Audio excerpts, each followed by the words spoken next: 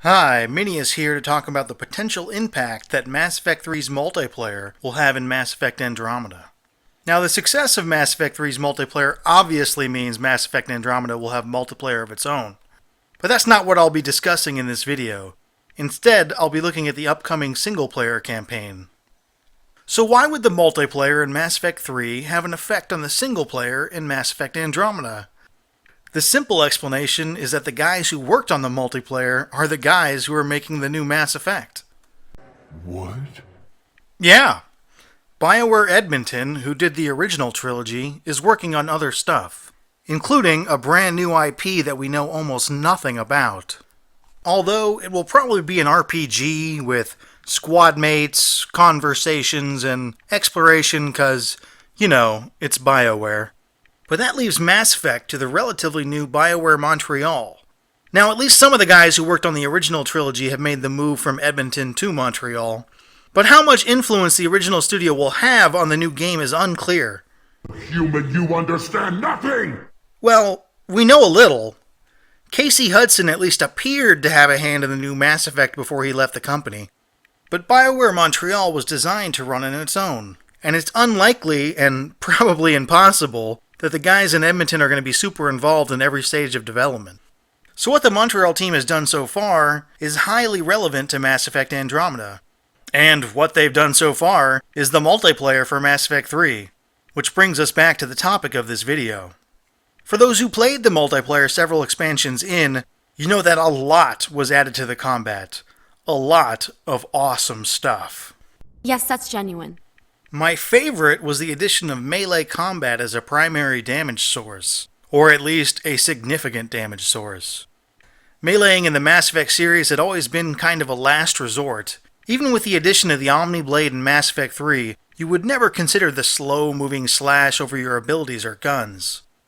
The multiplayer mode changed that, with several characters right out of the gate who could deliver significant damage with their fists. But as more characters were inserted, even more spectacular ways to do melee damage were added.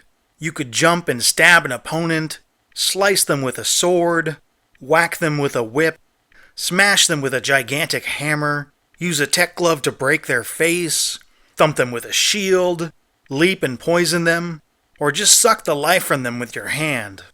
The added threat of lethal melee attacks to your bag of tricks made combat in Mass Effect that much more dynamic and fun. Now, it might be tough to fit all of these melee attacks into the single-player campaign, but I would be highly disappointed if at least a few didn't make their way in. You could say, I need it. yeah, I kind of do. One thing from the multiplayer that we do know is going to make its way into Mass Effect Andromeda is the ability to move faster with the jetpack. The addition of dodging in Mass Effect 3 freed you up nicely from the rather stiff combat of Mass Effect 2. In the multiplayer, the set of Turians with rocket boosters took this even further, allowing you to move back and side to side with a whole lot more speed and distance, which, in turn, allowed you to get out of cover farther and retreat back to safety quicker. Exactly how and how much you can move in Mass Effect Andromeda hasn't been revealed yet, but it's the best example of how Mass Effect 3's multiplayer will impact the new game. Another thing that the multiplayer mode added was a ton of new abilities. I counted more than 30 abilities that had not existed before in the Mass Effect series, some of which were incredibly useful, or just insanely fun. I would be truly miffed if many of these didn't make it into the new game, but that's kind of a stupid thing to suggest. That's stupid. Yeah, I know. Of course some of this stuff will carry over. Mass Effect multiplayer also added hazard maps. Things like acid rain or damaging electrical storms could really mess up your day. Adding hazards to missions in the single player would be very welcome. The Hailstorm mission from Mass Effect 2 was memorable for that very reason. Thanks for taking a look at how Mass Effect 3's multiplayer could impact Mass Effect Andromeda. If you could give this video a like, that would be much appreciated. Next up, I'll be speculating on the multiplayer in Mass Effect Andromeda with the aid of the Reddit leak. But for now, I should go. What?